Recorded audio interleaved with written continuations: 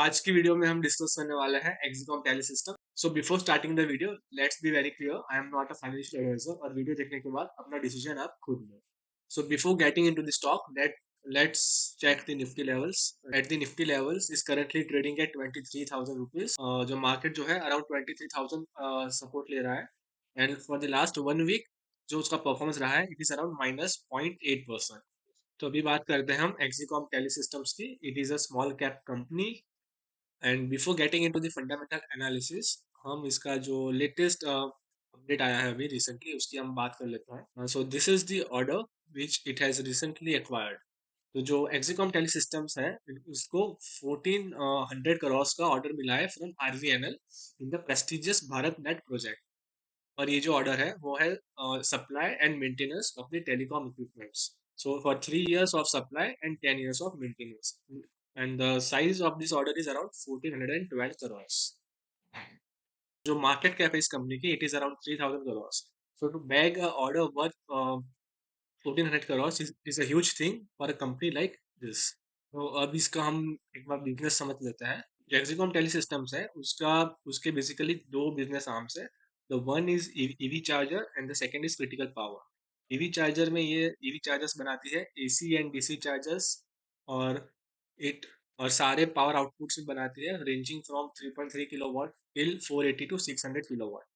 सो उसका जो दूसरा दूसरा बिजनेस आर्म है वो है critical power. So what the telecom tower manufacturers will do, they will install this energy units ताकि उनको 24 आवर पावर सप्लाई मिलता रहे। Also in the data center, the 24 hour power supply is needed. The areas where these critical power units are used. और अभी जो इसका जो capex है, so currently this company is building a new manufacturing unit in Hyderabad. जो तो ये manufacturing unit जो है वो ईवी चार्जर्स मैन्युफैक्चर करेगी both AC and DC. So after the completion of this project the capacity will increase from 42,000 AC chargers to 180,000 AC chargers, and from 2,400 DC chargers to 3,500 DC chargers. और कब तक ये जो plant है वो function हो जाएगा? सो कंपनी बता रही है that the trial production will start around April of 2025। तो ये जो है इनका ईवी चार्जर का प्रोडक्ट पोर्टफोलियो है। So these are the spin charger, spin free और स्पिन एयर। वो जो है वो बेसिकली होम एप्लीकेशन के लिए है। और इनके जो हार्मनी लाइन के जो चार्जर्स है they are high output chargers. So they are so they are basically used in parking lots, commercial properties, highways, and fleets.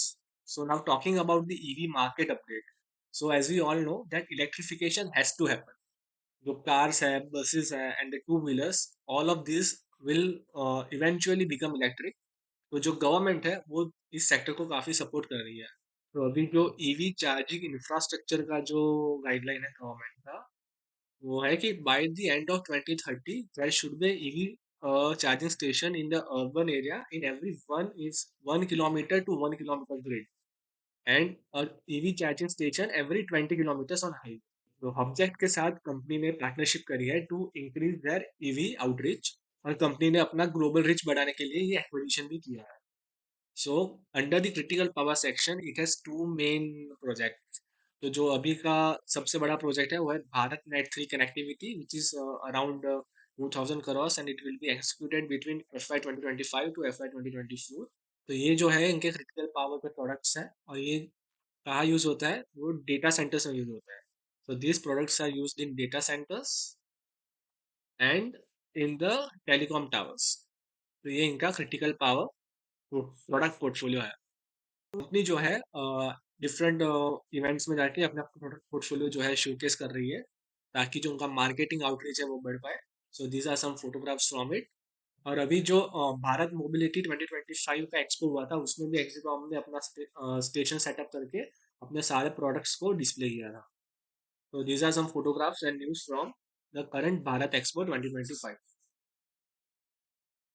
Credit rating जो है इसका BBB+ है and the outlook is stable. So now coming to the fundamental analysis. Company का जो market cap है it is around 3000 crores and it is generating the profit after tax of 37.7 crores। The company का जो PE है वो 78 है और the are और जो ROE है वो है 13.5%।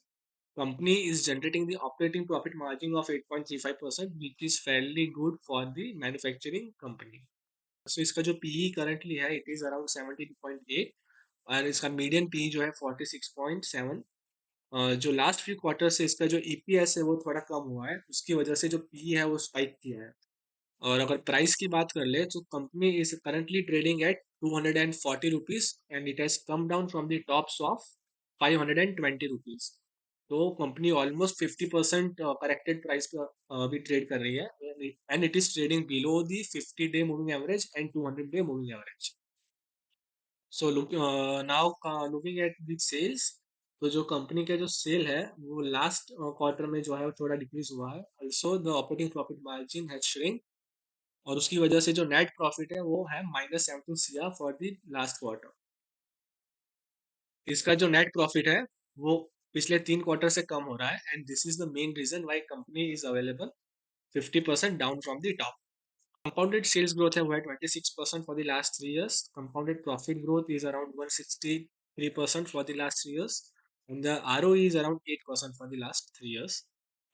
सो लुकिंग एट पैटर्न, प्रमोटर्स ने अपना शेयर कॉन्स्टेंटली होल्ड किया है at the levels of 69.57%। Foreign investors जो है वो कम हो गए हैं। ऑल्सो द डोमेस्टिक इंस्टीट्यूशंस ने थोड़ा सा सेल किया है।